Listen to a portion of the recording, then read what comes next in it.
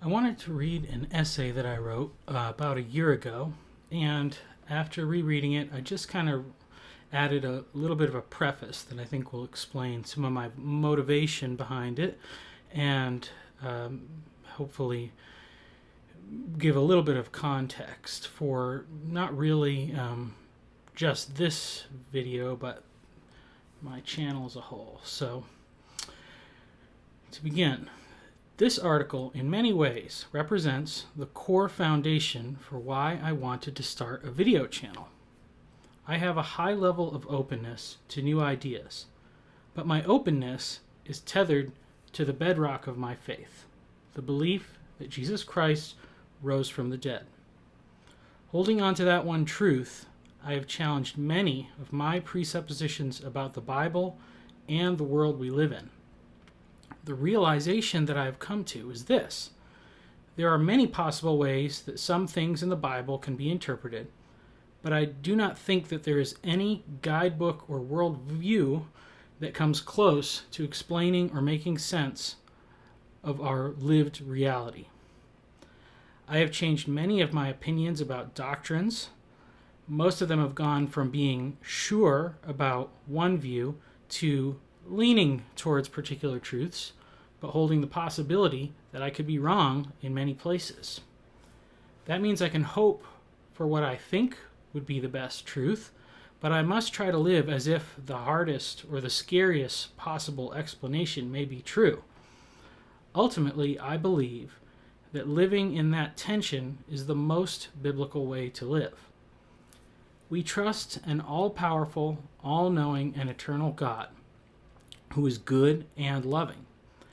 But our understanding of all those concepts, including goodness and love, are woefully limited. This is where faith comes in.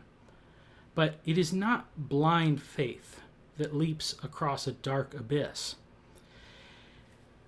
It's the final step of faith that the ground I see before me will be solid enough, because the many steps before have brought me this far safely. Jesus said that the way is narrow, and sometimes it might require us to put one foot right in front of the other.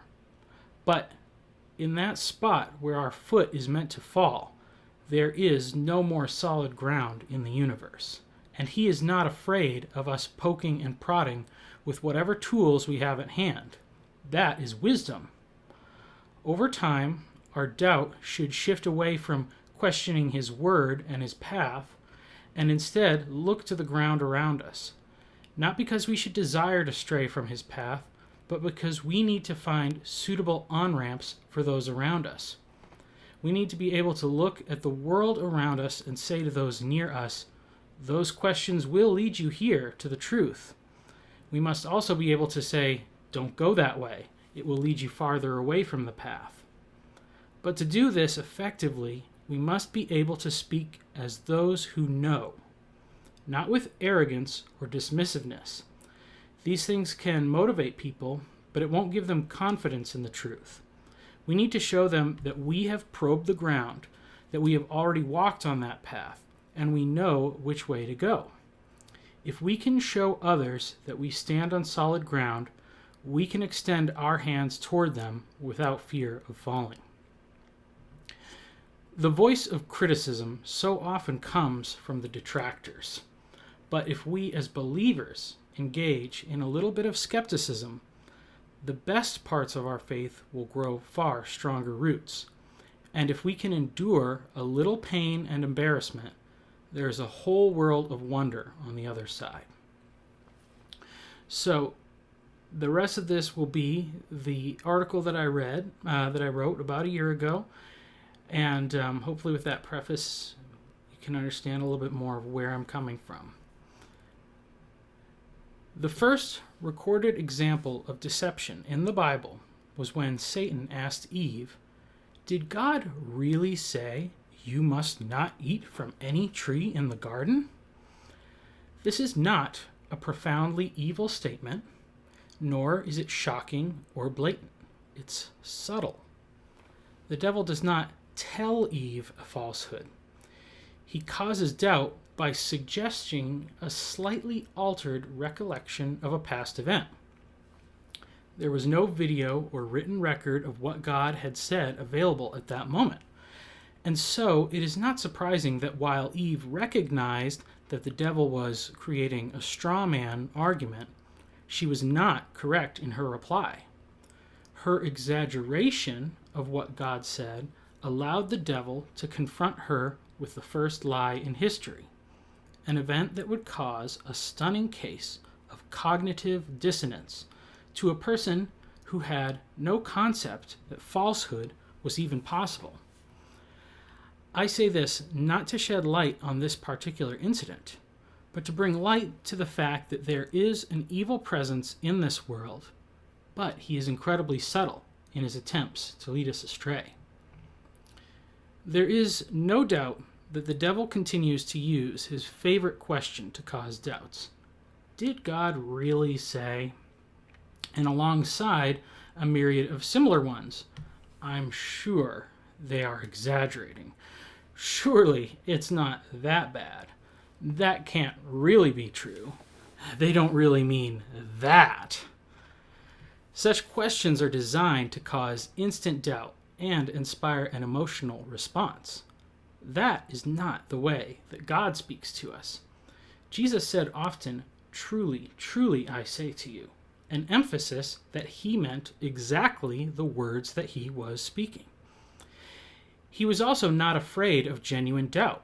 He was glad that Thomas was able to see the holes in his hands and feet, and thereby be sure in his belief. Christianity is unique amongst religions and worldviews in that it openly invites skepticism. There is no fear in God that we will discover the thing that makes it false. Sadly, the church has not always had the same confidence in this truth. The subtle questions of the devil have wreaked havoc on the institution of the church as it has confronted a world that confidently denies its validity. The point I want to make, however, is this. We should question the truthfulness and validity of Christianity. We should also question everything else. We live in an age in which a staggering amount of information is available to us, not only about current events, but about history and the past. There has never been a time when a broader range of relevant information has been more widely available. This does not mean that the average person is in any way well informed. While virtually any information about people, places, and things is available on the internet, most of us readily accept the small stream of information that is curated towards us through an algorithm based on things we have liked or shared in the past. Those who have attempted to live the Christian life for any length of time will know that it is naive to simply say you can read the Bible and understand it. That is not to say that it means something other than what is written. That is the subtle line of the devil. The Bible can be understood simply, but to understand it deeply requires a great deal of study. As an example, in the book of 2 Samuel, Absalom plots a rebellion against his father, King David. In chapter 15, it says that Absalom sent for his father's advisor, Ahithophel, who joined his cause quite willingly. The author does not say why he is willing to do this, but it is taken as quite a blow by the king and those who remain loyal to him. Ahithophel is a greatly respected man, and the king prays that God will turn his wisdom to foolishness, because the rebellion has a real advantage with this knowledgeable traitor working for them. In chapter 16, it says, his advice was like that of one who inquires of God. That was how both David and Absalom regarded all of Ahithophel's advice. However, in the due course of the story, God influences Absalom to ignore Ahithophel's advice and instead follow that bad advice of Hushai, a mole working for King David. Because of Absalom's failure to listen, Ahithophel leaves the rebellion, goes home, and kills himself. On the surface, this is a story in the Bible like many others with funny names, some people doing the right thing, others doing what is wrong, and then God wins. But it matters why things happen. The author wanted us to know why Ahithophel rebelled against his king. We have to look more closely to uncover the reasons. In 2 Samuel chapter 23, David dies, and the book closes with a list of his mighty men. It's a genealogy, one of the boring passages, often skipped when reading the Bible.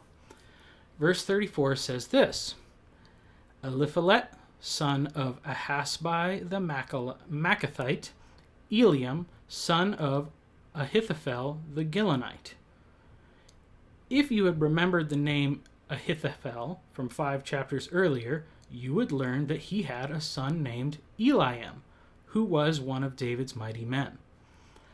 I would not have picked this up on a casual reading, nor would I have remembered that Eliam was mentioned even earlier in the book in chapter 11, when David asks a man about a beautiful woman he saw, and he is told she is Bathsheba, the daughter of Eliam, and the wife of Uriah the Hittite. This information dramatically changes the understanding of the prior story. Ahithophel was not a man who was rebelling against the king because he liked Absalom better. This was a man who was seeking revenge against a king who forced himself on his granddaughter and had her husband murdered to cover it up. The opinions that we form without fully understanding the relationships between people, events, and motivations are naive at best and dangerous at worst. This is one example that I am aware of, how studying things like genealogies and names and relationships in the Bible can have a huge impact on understanding. There are doubtless many, many more. But as an example, I think it illustrates that we don't know what we think we know when we simply read a narrative presented to us in a short format without doing our own research. There is an awful lot of history that I don't know. We might learn that so-and-so was president from this time or that time, and we learn that wars happen, that there was a crisis, etc. There are many countries and places in this world, and none of us can be an expert on them all. But we should ask questions. Where did this person come from? Why are they important? Why should I listen to them? What are their motives? Who are they related to? What companies are they involved in? Where did their money come from? These are questions that we have every right to ask about our leaders in government, commerce, academia, etc. We should be very suspicious of anyone who does not want us to ask, and even more suspicious of those who brush off questioning with the subtle voice of doubt. You don't really believe those rumors, do you? There is a strong temptation to believe that the worst could not be true. Surely it's not that bad. But where does the evidence for this come from? What passage of Scripture teaches that people are basically good and that their intentions toward others are good? There was a time in history where the Judeo-Christian worldview was so dominant that a common belief in the virtue of goodness was something most people strived for. That is no longer the world in which we live. We know that the devil is subtle, but he also has great power and influence. When the devil tempted Jesus in the desert, he offered him all the kingdoms of the earth and their glory, if Jesus would only bow to him. The perfect Son of God withstood this temptation. But are we naive enough to believe that he was the only one to whom the devil ever made this offer? You don't really think people would believe in that sort of thing. As a final thought, I have been thinking a lot about the story of Joseph in the book of Genesis. In particular, God reveals to Joseph through Pharaoh's dream that Egypt and Canaan will experience 7 years of great produce and immediately following 7 years of terrible famine. We are told of the impressive efforts that Joseph makes to ensure the well-being and survival of the nation through good stewardship and careful planning. But when we look at the implementation of the plan and how it plays out in chapter 47 of Genesis, we see a people in Egypt who own their own land, have money and livestock. They are unaware that after a period of abundance, when everything has been going great for 7 years, a famine is about to hit. Through the course of the next few years, the people of Egypt relinquish their money, then their livestock, then their property, and their personal freedom. The benevolent rulers allow them to continue to farm the land that they previously owned as serfs for a mere 20% of their income as taxes. Now, can you imagine if someone in the last 4,000 years had this story has been told, was able to figure out that a crisis, if you know it is coming and everybody else does not, can be unbelievably profitable? It would almost be worth causing a crisis or hiding a crisis that was about to come.